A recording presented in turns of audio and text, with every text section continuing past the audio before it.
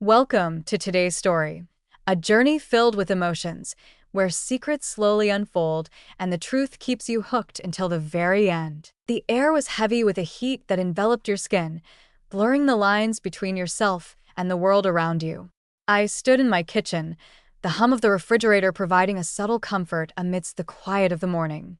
My fingers held the knife firmly as it cut through a peach, juice gathering on the cutting board, sweet and sticky. At 34, I found myself in a 7-year marriage to a man who seemed perfect on paper, stable, kind, and predictable. Yet, that very predictability began to drain me, leaving me to gaze at my reflection, questioning when I would truly feel alive again. There I found myself, ensnared in the silent pain of a life I had selected yet no longer identified with. When everything changed, my name is Lauren Harper, and I never imagined I would become the kind of woman to unravel like this. I once listened to tales of forbidden desires and laughed, convinced I was beyond such things. Yet, life has a tendency to sneak up on you, slipping through the gaps in your determination until you find yourself in a moment that cannot be reversed. My husband, David, was a decent man, the type who settled bills promptly and always remembered to mow the lawn. But he didn't see me, not in the way I needed. He failed to notice the new dress I wore last month or the way I would linger by the window at night, searching for something I couldn't name. I convinced myself that it was sufficient, until Ethan returned. Ethan was the son of David from his first marriage.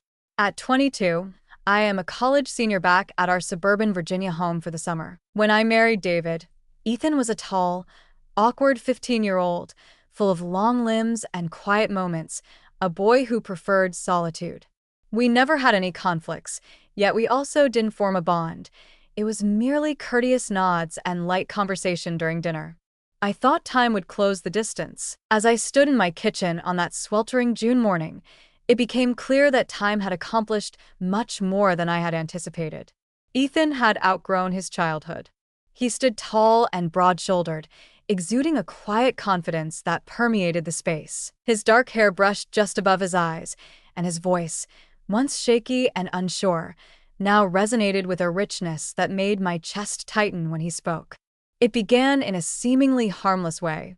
David departed for work, his briefcase swaying as he pressed a kiss to my cheek and assured me he would return late. I wore a loose tank top and cotton shorts, the type I donned when the house was solely mine. I didn't give it a second thought, nor did I reflect on how the delicate fabric embraced my curves or how the morning light could illuminate me perfectly. Ethan entered the room, looking disheveled, clutching a cordless drill. "Morning," he murmured, wiping the remnants of sleep from his eyes. "I will repair the loose shelf in the guest bathroom." I smiled, appreciating the diversion. "Thank you." Ethan has been intending to address that. He nodded, resting against the counter, and we engaged in light conversation about trivial matters. Truly, the weather, his classes, and the sensation of the neighborhood shrinking with each passing year. However, the atmosphere changed. I sensed it before I laid eyes on it, a heaviness in the stillness, as if the room were pausing for a moment. I looked at the microwave door, its dark surface mirroring him behind me. His gaze was not directed at my face. They hovered lower, tracing the contours of my body, unwavering and bold. My pulse quickened, a surge of an emotion I hadn't experienced in years, perhaps fear or curiosity, or a blend of both. I ought to have shifted, protected myself, brushed it aside with laughter. However, I did not. I remained in place, cutting the peach, allowing the moment to linger. The drill fell from his grasp, clattering onto the tile, causing us both to startle. "Apologies," he stuttered, his cheeks reddening as he leaned down to retrieve it. "Slipped." "It's all good," I replied, my tone steady and composed. He mumbled something about needing a screwdriver and exited the kitchen, his footsteps hurried and unsteady. I stood by myself, the peach lingering, nearly forgotten in my grasp. My heart raced intensely, a sensation palpable in my throat. The moment was not merely defined by its awkwardness. It ignited something within me, something untamed and daring, akin to a match lit in a space brimming with gasoline. Upstairs, I secured my bedroom door and reclined on the bed, still wearing that frustrating tank top. My hands moved along the curve of my stomach, not out of intention, but from a desire to connect with something tangible. Ethan's gaze pierced through me, not the awkward glance of a college student, but the intense look of a man yearning for something he understood was forbidden. And God help me, I enjoyed it. I appreciated how it made me feel acknowledged, wanted, vibrant. I convinced myself it was just a coincidence, a brief instance I would forget by mealtime. However, the reality was that I had no desire to conceal it. I felt compelled to pursue it. That evening, the meal was a subdued event. David spoke at length about a new project at work, unaware of the tension brewing across the table. Ethan remained silent, his gaze locked on his plate. However, I sensed his presence. As I requested him to hand over the salt, our fingers lightly touched, and the atmosphere sparked with electricity. Our eyes locked for just an instant, and it felt as though he had conveyed a multitude of thoughts without uttering a single word. After dinner, I washed the dishes by myself, the sound of clinking plates anchoring me. Ethan stood in the doorway, silent, simply observing. I remained facing forward, yet his presence enveloped me, intense and comforting, akin to a tempest poised to unleash its fury. Neither of us spoke, yet the silence resonated profoundly. The following morning, I exercised caution. I put on a t-shirt and jeans before making my way downstairs, resolved to maintain a sense of normalcy. Yet, the concept of normal was a deception, and I was aware of it. David was away for the entire day, attending a client meeting that would extend into the evening. The heat was oppressive, the sort that caused your skin to crave relief. I proposed to Ethan that we utilize the pool. A laid-back thought I convinced myself held no significance. He paused for a moment, then gave a nod, and an indescribable thrill coursed through me. I selected my swimsuit with intention, a teal bikini that embraced my hips and featured a low front dip. I reassured myself that it was solely for my own benefit, to embrace comfort in my own skin. However, I was aware of the truth. As I stepped outside, I found Ethan already in the pool, his arms extended along the edge, the water shimmering on his shoulders. As I walked by, his gaze lingered on me.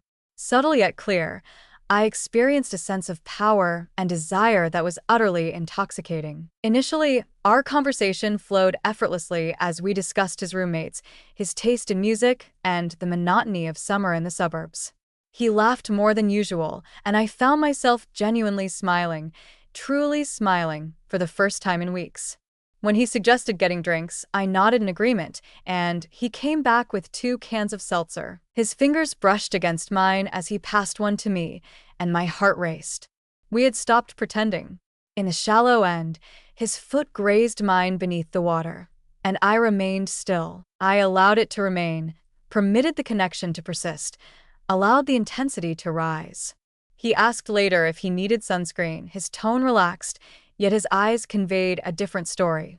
I nodded before I had the chance to reconsider. He positioned himself behind me, his hands methodical and careful as he applied lotion to my shoulders, then continued downward, following the contour of my spine. His touch was gentle and considerate, yet it conveyed something deeper. It felt personal, as if he were committing every detail of me to memory. I shut my eyes, my breathing light, my skin tingling beneath his touch. As he completed his task, he remained close, and I found myself wishing for him to stay. As I emerged from the pool, I stumbled on the concrete edge, a careless misstep that nearly sent me tumbling. Ethan seized me, one arm wrapped around my waist, the other firmly holding my wrist. His grip was firm, his body near, and for an instant, we were suspended in time, my breath uneven, his gaze fixed on me. The scent of chlorine mixed with a hint of cologne enveloped me, causing my head to spin. He steadied me, then released his grip, turning away swiftly, yet the moment remained, weighty and unmistakable. Within the confines of the bathroom, I secured the door, towels snugly wrapped around me, gazing intently at my reflection. My cheeks were warm, my eyes sparkling with an unnamed emotion. "What are you up to?" "Dear Lauren," I murmured, yet the response was already present, throbbing within my veins. This was no mere game. It was perilous, and I found myself racing toward it. By dinner, I had persuaded myself to move on. I sent a message to David to see if he wanted the leftovers saved. I attempted to ground myself in my routine, but then Ethan entered the kitchen, shirtless, his hair still damp from the pool, and inquired if I needed assistance with the vegetables. I ought to have declined.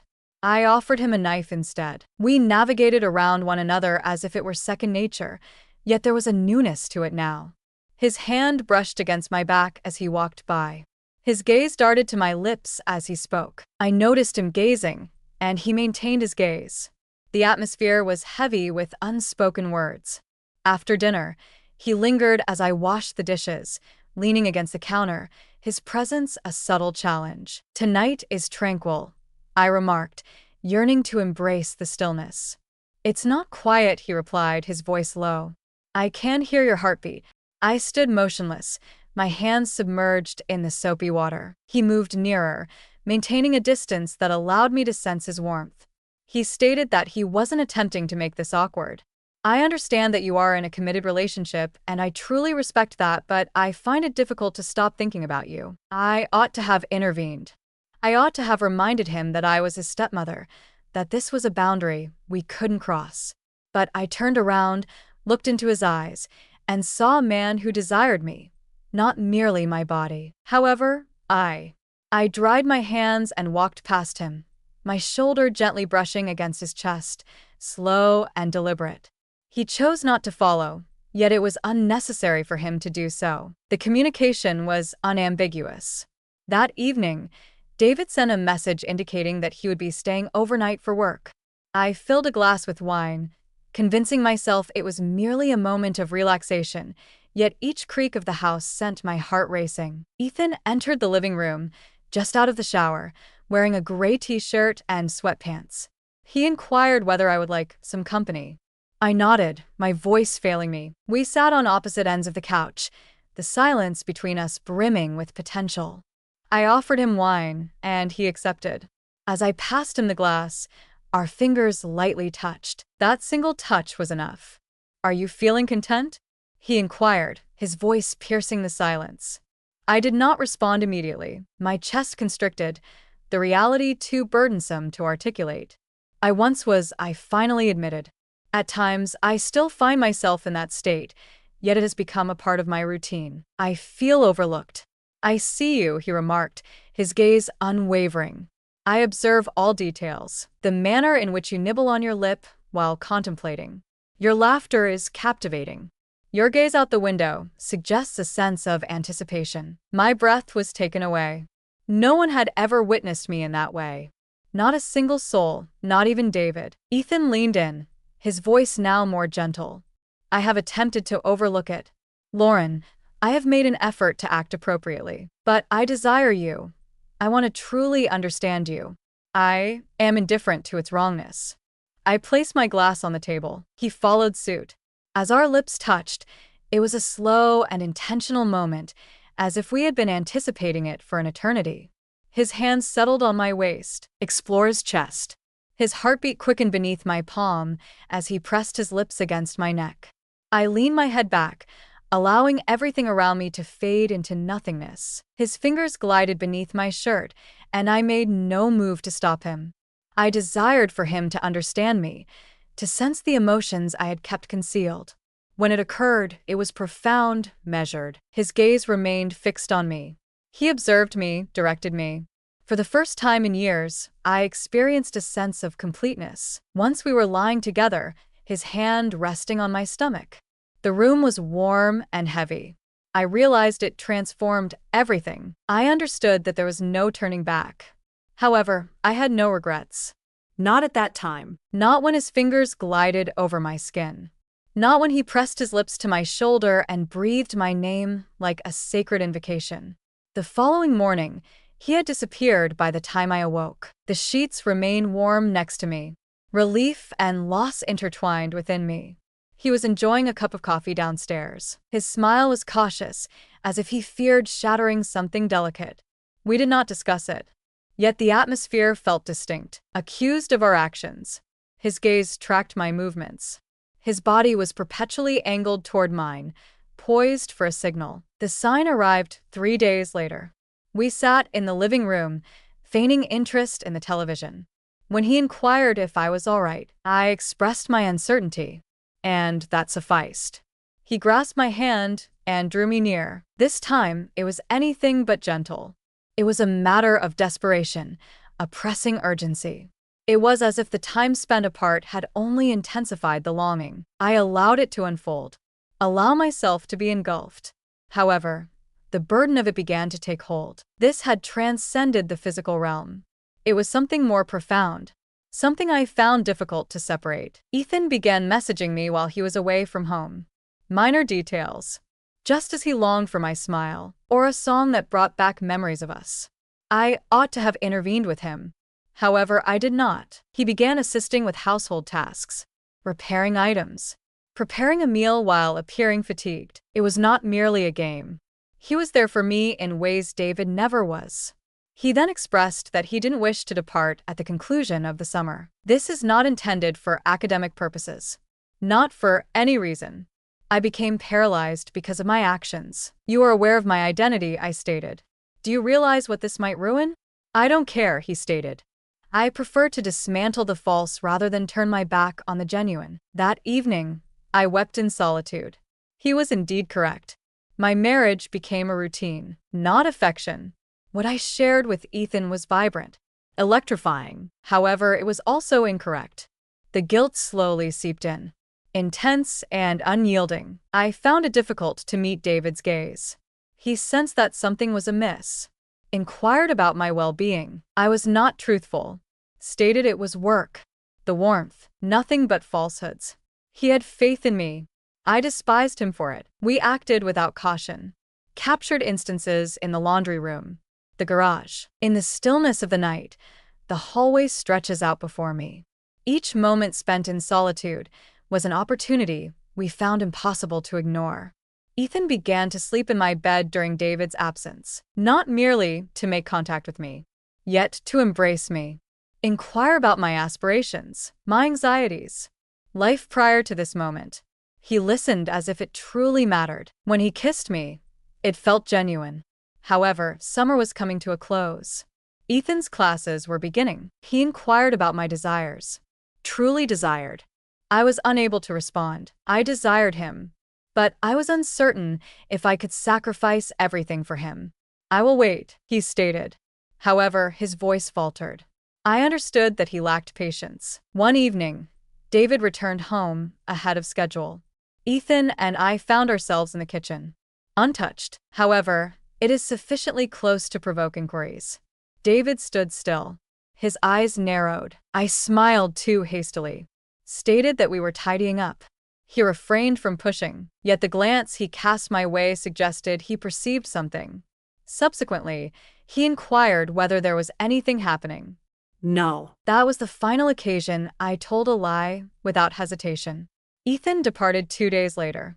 We failed to bid farewell in the right way. A hug that held on a little longer. A glance that conveyed it all. I observed him as he drove away from the window above, my hand grasping the curtain. He continues to send me messages. At times, I respond. At times, I find myself not doing so. The end has not yet come. No, not really. I'm uncertain about whether I will part ways with David. I'm uncertain whether I'll have the chance to see Ethan again. However, I am aware of what I experienced. It was quite chaotic. Incorrect.